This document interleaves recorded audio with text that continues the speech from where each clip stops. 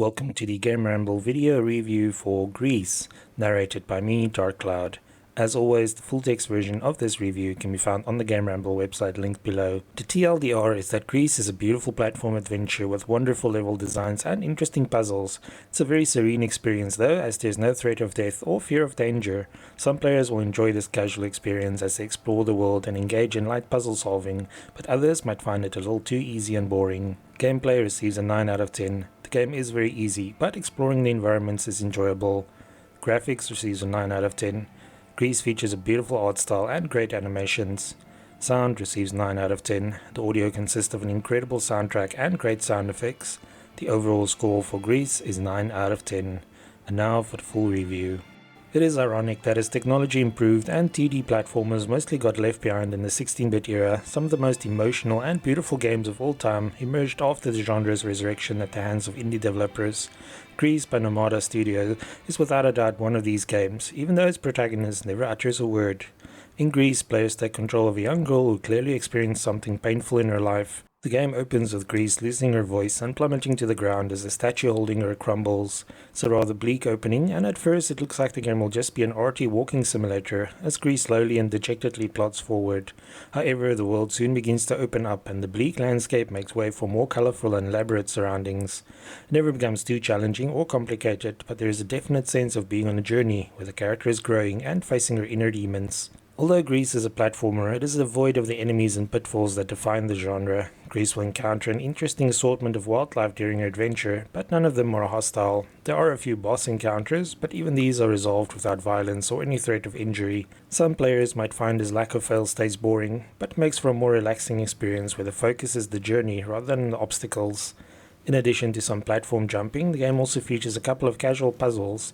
As with the rest of the game, players can take their time without harsh penalties for doing something wrong. Your primary goal in Gris is to explore your surroundings and discover the sparkling orbs required to create bridges to new areas. The levels sometimes branch off in different directions, but this is not a Metroidvania, so there's no need for a map. Gris has some new abilities to discover along the way, but these help with the path ahead, instead of forcing players to backtrack to previously inaccessible areas.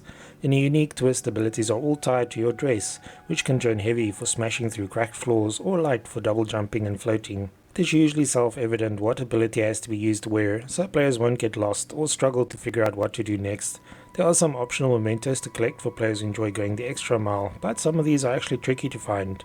It is worth the effort though, as finding everything provides additional backstory for Gris. The game allows players to return to previous levels upon completion, so we recommend leaving the achievement hunting for afterward and enjoying the journey first.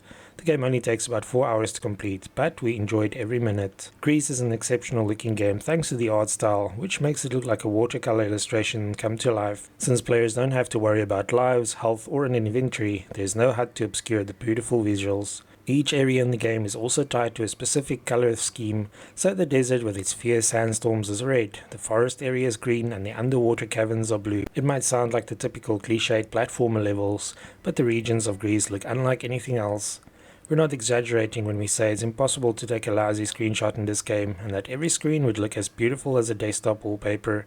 The game takes full advantage of this with a camera that zooms out to show how small you are compared to some parts of the world, or zooms in for emotional moments.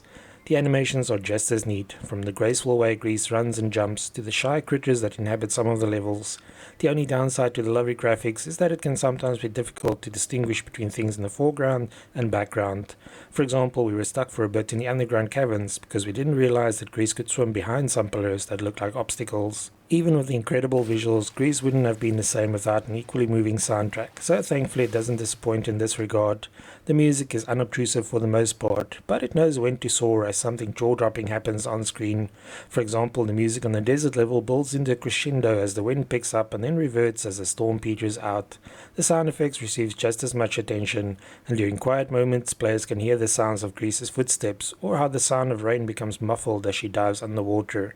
Despite the lack of dialogue in the game, or even subtitles, the audio perfectly conveys the tone of each area.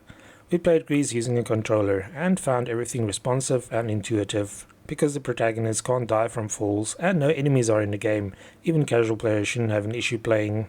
Later areas require more coordination as they involve leaping and gliding between areas that are mirror images of each other. Still, even these can be conquered easily with some practice. As much as we enjoyed Gris, we would understand if some players found the game boring. The visuals and audio are breathtaking, but the lack of challenge will lessen the experience for many. It's also a short game, especially for players with no interest in pursuing the achievements. Nevertheless, Gris is one of those games where we frequently stop to admire the environments and looked forward to seeing each new area. Although the game is built around themes of loss and grief, it is also gratifying to bring color back to a shattered world. Players who enjoy platform games purely for the challenge will appreciate something like the Ori series more, but fans of titles like Journey should not miss out on Gris. Thanks for joining me for this Gris PC review. Remember to like, subscribe and share. Until next time.